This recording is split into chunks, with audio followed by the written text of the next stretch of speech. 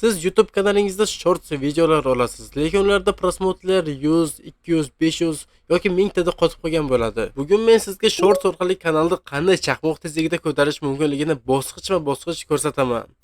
YouTube'da o'zimning 5 yillik tajribam, algoritm va konkret strategiyalari bilan.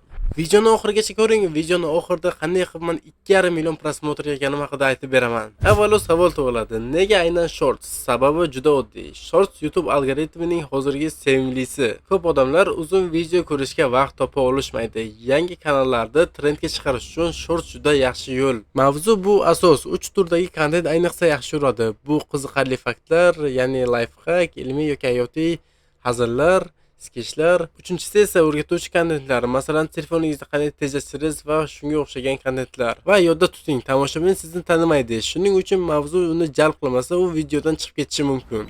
Shorts formati 916 va soniyalari 15 soniyadan 60 soniyagacha bo'lishi kerak. Lekin ammo 30 soniya ideal hisoblanadi.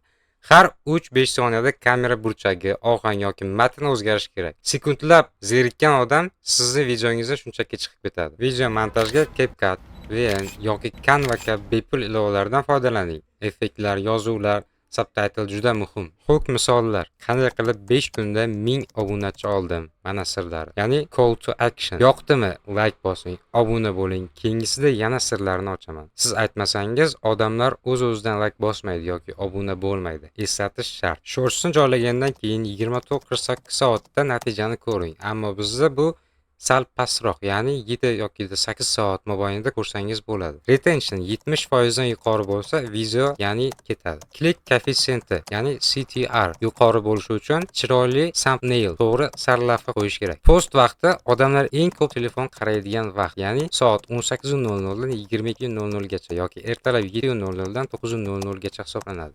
Shortsni bir marta emas, har kuni bitta yoki haftada 3 marta qo'ying. Eng yaxshi ishlagan shortsni yana bir marta повтор qilib videoga oling. Masalan, birinchi olgan videongiz yaxshi prosmotr olgan bo'lsa, xuddi shunaqa video yana bir marta olib ko'ring. Bu albatta o'xshaydi. Videomiz shundan iborat edi. Agar videomiz shu daqiqalargacha ko'rgan bo'lsangiz, like va podpiska tugmasini bosib qo'ying va kommentariyada o'z fikringizni yozib qoldiring. Biz albatta fikrlaringizni o'qiymiz va javob beramiz. Xayr, sog' bo'ling, omon bo'ling.